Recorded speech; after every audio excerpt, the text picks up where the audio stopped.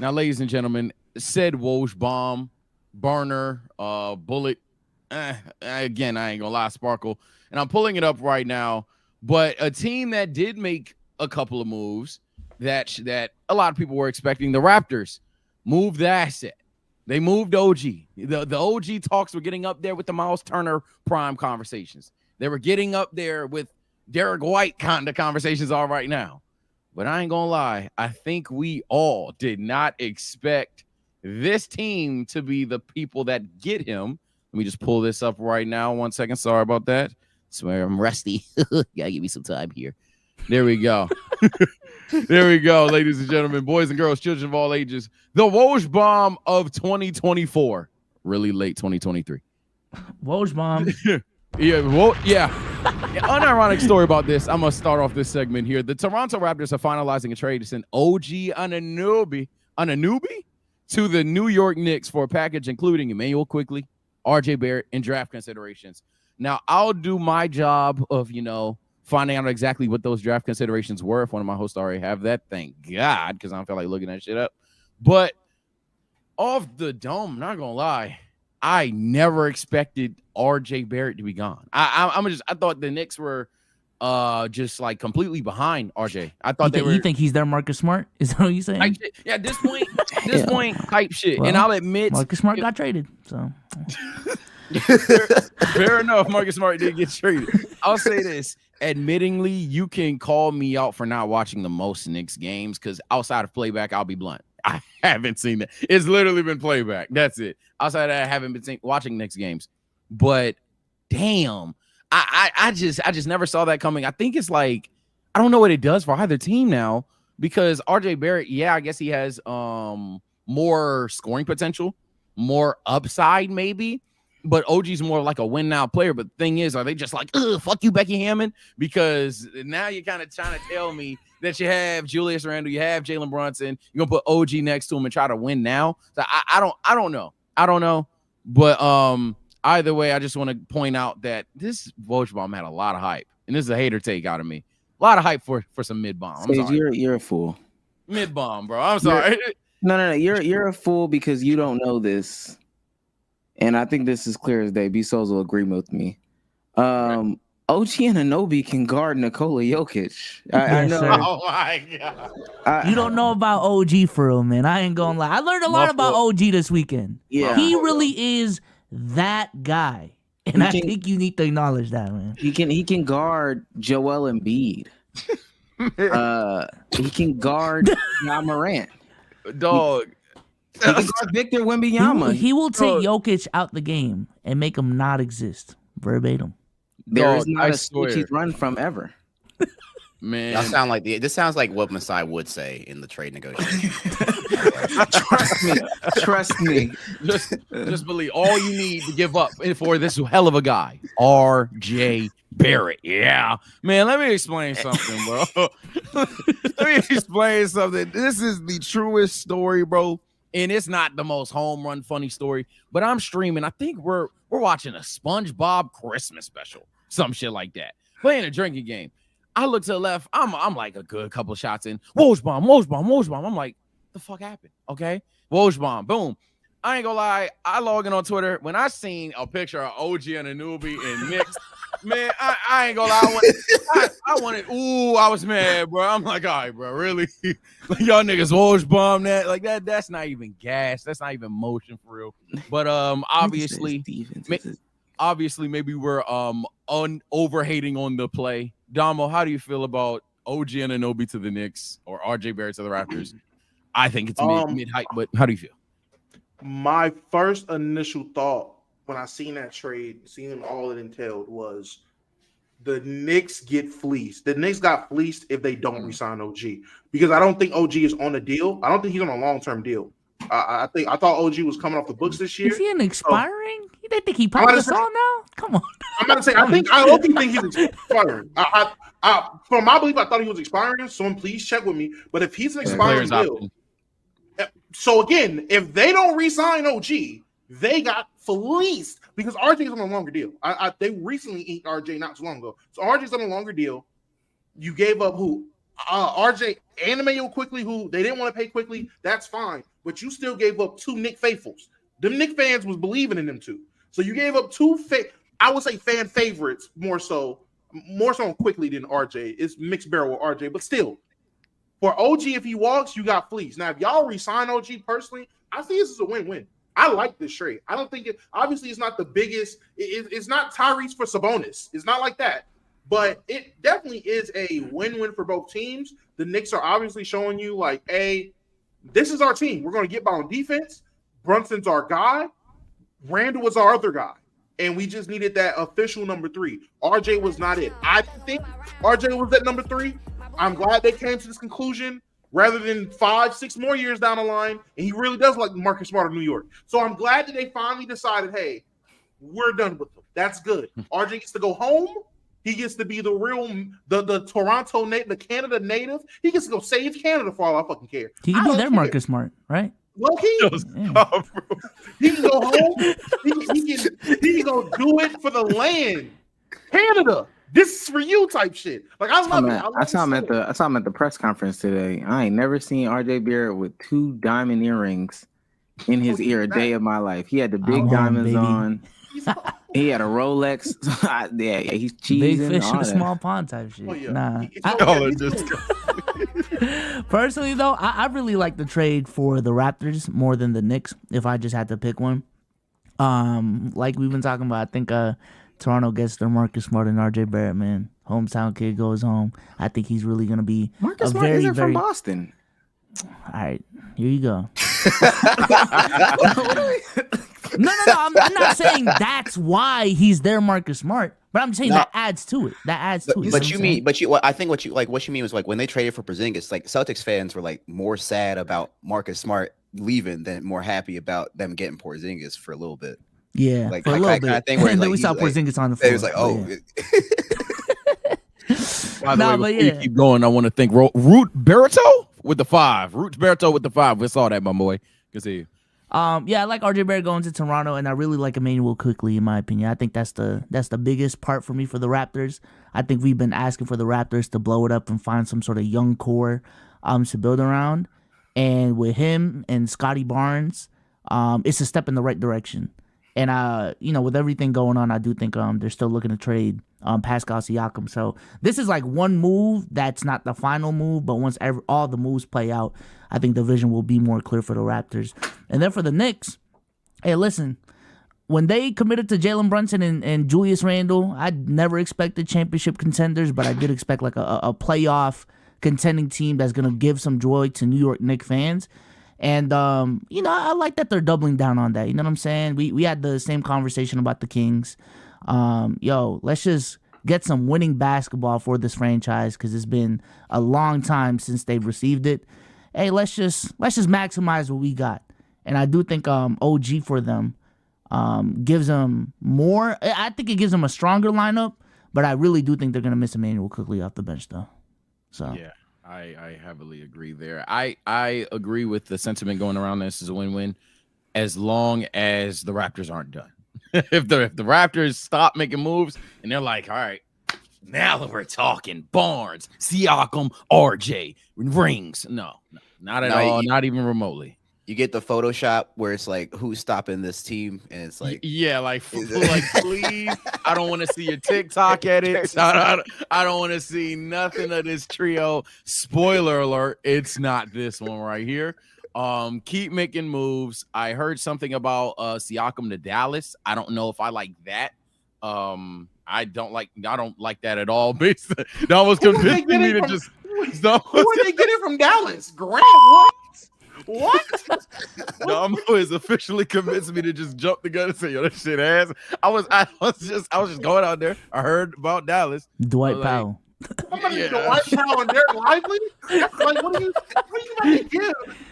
What are you about to get? Derek Jones Jr. Get ready to learn Toronto, Josh buddy. Green. Niggas like Josh Green, Tim Hardaway, shit like that. I was like, a Jaden Hardy. Don't sleep on Tim Hardaway though. Don't do that now. Hey, Don't do it. fair enough, man. But I don't know. I wasn't a fan of it either, Damo. I was just saying, maybe not the Dallas. In fact, please not the Dallas. I don't even know if Dallas. Any team, You know what? Dallas. Just not Dallas. But definitely don't stop. I want the Raptors at the deadline to be a very active team. Hell, maybe with the Pistons. But in general, definitely make another team. Oh my god. How do you feel about Pascal going to the Pistons? Just He real quick. had a great tryout last game. That man could not miss. I feel like that's going to trick Troy Weaver, bro. No, Like, that's the thing where it's like I would be like, this is where I am. I would be happy. I'd be like, okay, that's cool. But like, I don't want Troy Weaver making another move. Like, I want him gone. Like, that's the thing. It's like it feels like so directionless as like what are we doing here? So like that kind of move would like kind of scream of like not desperation a little bit, but it would feel like a panic move. I feel like if it's depending on what he's given up, it would feel like a panic move to me. I'd be like, okay, we're in the same place. I feel like the only thing that would make sense, because now that they have, unless they move Schroeder with Siakam, I don't think they're going to give up any guards in Detroit. So now we're looking at Isaiah Stewart. You trading Beef Stew and a bunch of bench Damo, players. you hate Isaiah Stewart. Just I do, but I'm dog. saying no. But I'm saying in all actuality, to get Siakam there, I think Siakam might get season-ending surgery. Like, why? I don't know why would Siakam play in that situation? He's already like, what? That's crazy. Like, I'm like season ending. My knee. You know what? Wait, let's drain my knee real quick. Let's investigate this, because you're the first person that's ever said this, Kofi. Troy Weaver? You think Troy Weaver's the problem? Yeah, that is new. I like that actually. Really? I think this entire front office it's been there have been puzzling moves. Whether there's been puzzling moves and the like free agent inactivity. Troy Weaver wrote a letter to the fans at the end of last season being like, hey, we're gonna like, I'm sorry, is this a rebuild? I know it's a tough time. And then in free agency turns around and gets Joe Harris and Monty Morris, right? And Joe Harris is out of the rotation. Like, this was the promise afterwards, right? And now you're just like, okay, what is happening here? And the Wiseman trade, I'm like, that whole thing where we were happy for a little bit, where it's like, because Troy, like, I think what Troy likes to do is he likes to like bargain bin, where it's like, hey, you have all this potential, your number 2 pick, it didn't work out in this situation, maybe it will work out for us. Like, I think that's his mentality, because he knows that like free agency, he hasn't really made a big free agency splash. I feel like that's his thing. But like Sadiq Bey getting traded, like, and this is after he like put up like 51 against the Warriors, and it was like, oh, Sadiq Bey's gone, and you're like, what are we? But then you look back and you're like, we had Marvin Bagley already. Like, what are we doing here? And it was painful in summer league watching James Wiseman and Marvin Bagley like shooting threes and like try to be like, oh, I could be the stretch 4, and then everybody's like, I don't think either of y'all got it right like that. So it's a real puzzling. The roster construction is puzzling. That's where I'm like, Troy. Also, the draft picks, Killian Hayes, Isaiah Stewart, like the draft picks haven't really panned out the way that we would like, and I think that the Cade, of course, number 1 home run, love that.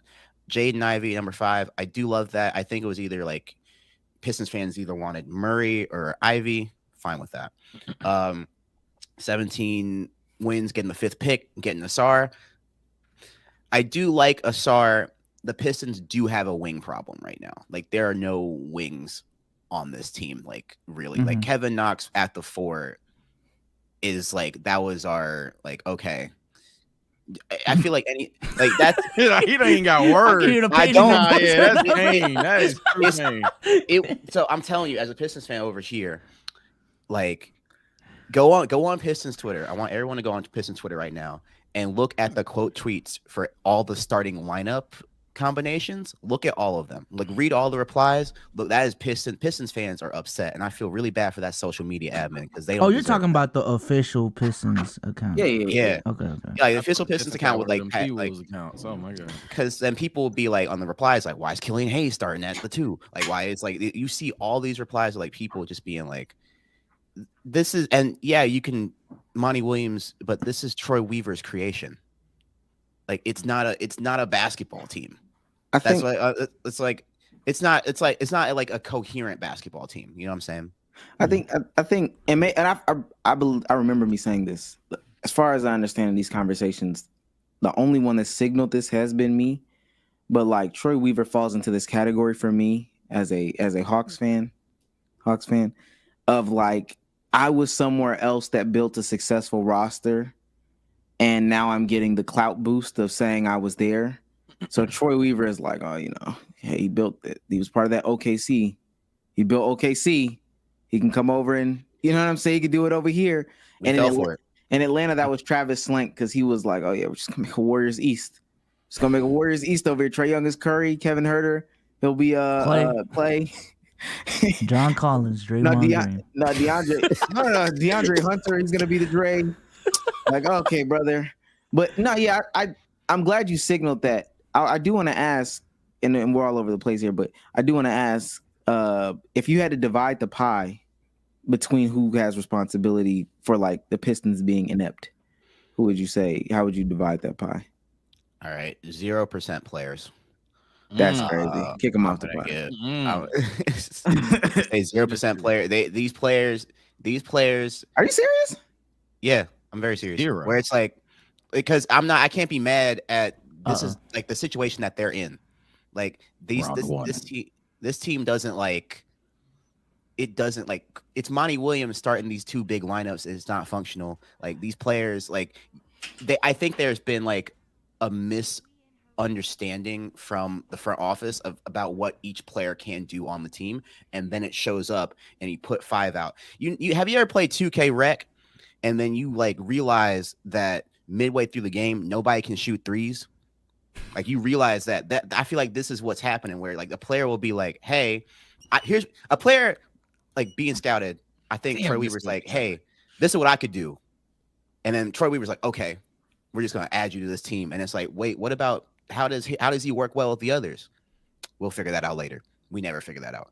So I feel like it's like like it might be like 5 or 10% players where it's like in terms of the fact that all it took for a team to beat the Pistons during this losing streak was like 3 minutes of like getting serious and playing like serious basketball, because it felt like certain teams were like, oh, the Pistons, okay, we can like kind of like just lollygag through this like run, and then we'll go on like a 10-12 run, and then the team just the body language just rolls over.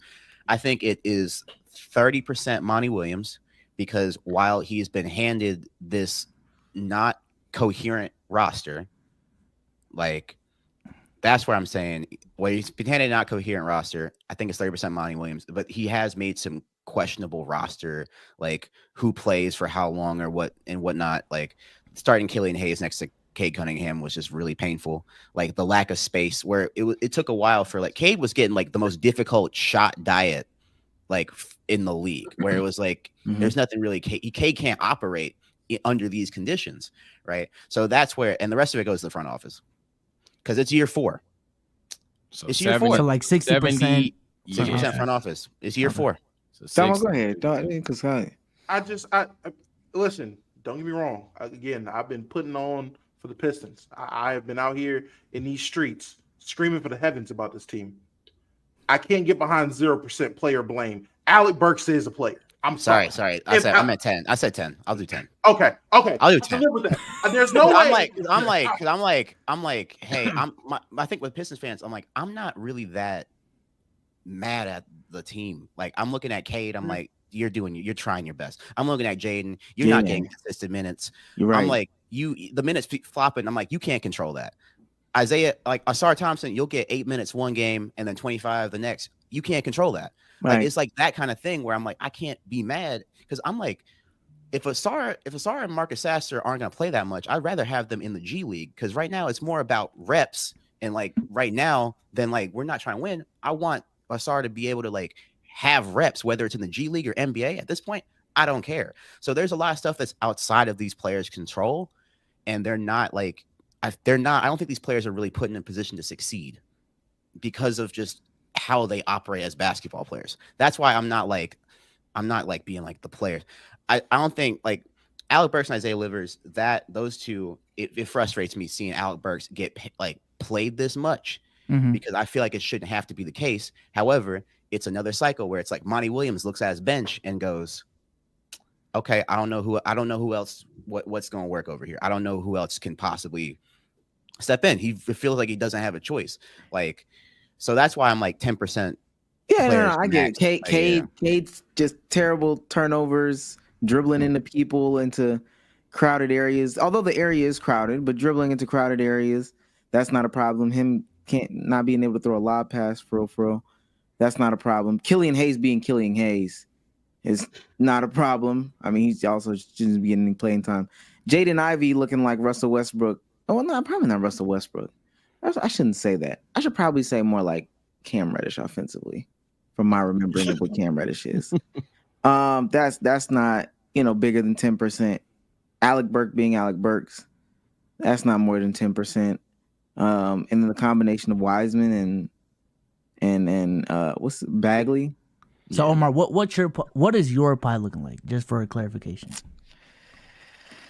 Oh, let's all do the pie at this one. Fuck. Yeah, I would honestly. I mean, I agree with the ownership, the management group, all that stuff like that. I believe wholeheartedly in what I said about Troy Weaver and them, because I guess it's like, I don't know if somebody were to say like, yeah, I was there when Walmart was created. I was a part of that initial group. Now, mind you, that guy just took the trash out. He shouldn't get clout. He shouldn't get clout for taking the trash out. Like, that's crazy. And I don't know Troy Weaver's involvement. But it's the same thing I say about Travis Schlenk. Yo, I don't know who's giving him credit for finding Draymond, but stop giving him credit for finding Draymond. The nigga was there when like Steph Curry and them got picked, but he was just there. So I give management that same slice. I would flip the players, but just obviously because of inability. Like, some of them they're not able. I'm not mad. I'm mad at Killian Hayes because he's trash, but I understand Killian Hayes should be in the Tanzania league.